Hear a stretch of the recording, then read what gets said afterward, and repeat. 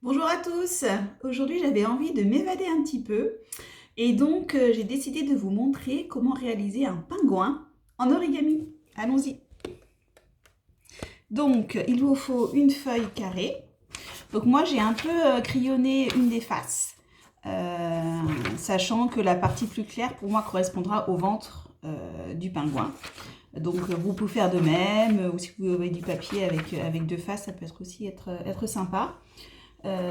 Donc là, je vais mettre la face coloriée sur face vers moi et je vais plier une pointe contre la pointe opposée.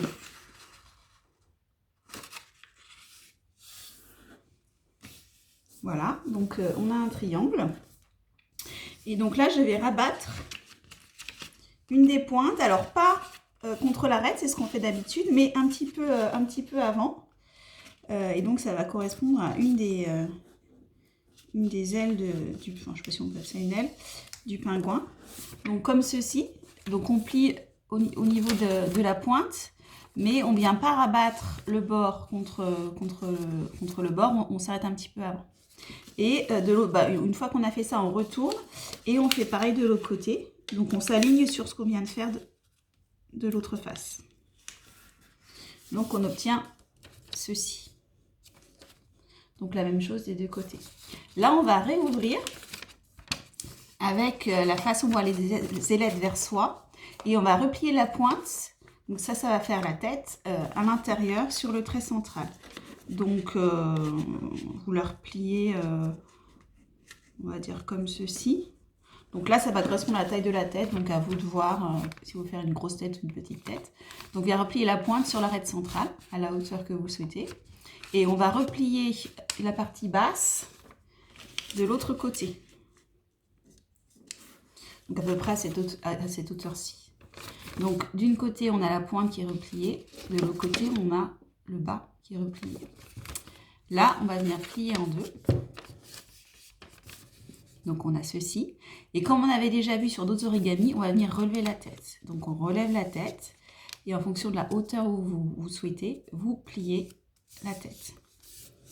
Donc là, on peut faire un petit œil pour donner vie à cet origami. Donc je vais faire un petit œil.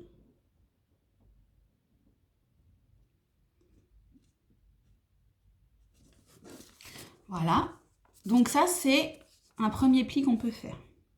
À partir de ce premier pli, je vais vous montrer comment on peut éventuellement rajouter des plis pour faire une forme un petit peu plus améliorée. Donc ça, c'est le premier modèle, je vais mettre là.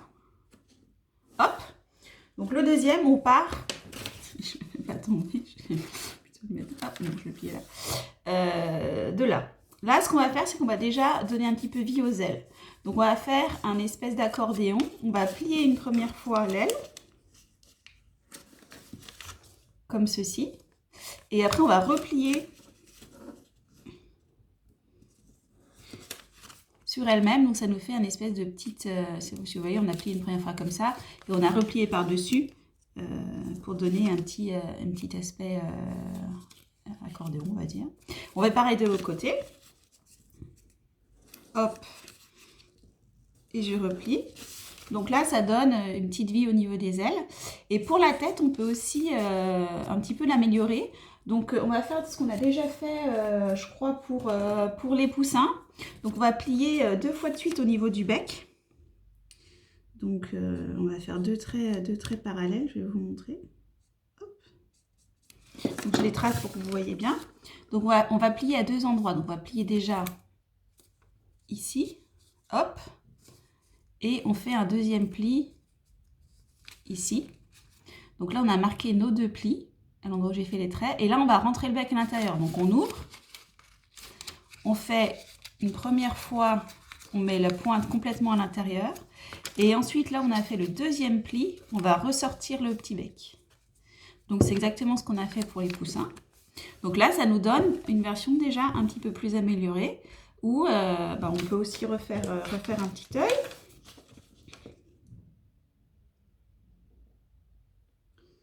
Hop.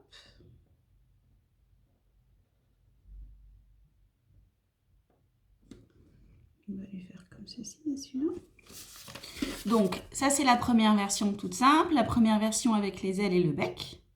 Donc, vous voyez un peu la transition. Et puis, troisième version, on repart de ce qu'on vient de faire. Et on va travailler un petit peu sur le corps. Donc, on a les ailes, on a la tête avec le bec. Là, on va travailler sur cette partie en bas. Donc, on va déplier ce qu'on a fait de l'autre côté. Et là, on va faire venir 2 traits parallèles, mais ici. Donc, il va falloir des traits perpendiculaires à la base. Non, pardon, un seul trait, pardon. J'ai confondu. Donc, on fait un seul trait perpendiculaire à la base. On marque le pli. Hop. Et là, donc le trait, c'est pour montrer, hein, vous pouvez plier directement, comme ceci. Et là, on va rentrer à l'intérieur. Hop.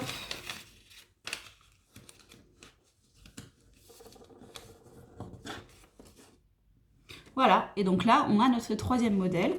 On peut aussi éventuellement replier un petit peu les angles en bas, si on a envie, pour faire une forme légèrement plus arrondie, comme ceci. Et voilà, on a le troisième modèle.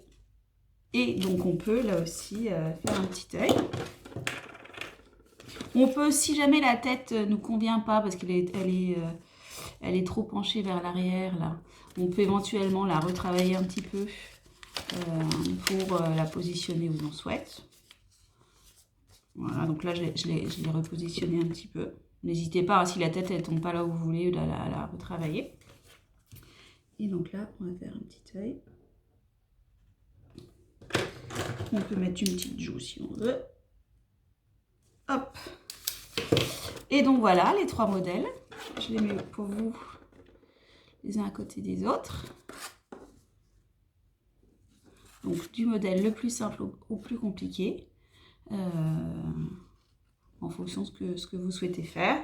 Donc pour info, j'avais essayé de coller 2 papiers ensemble pour voir l'effet.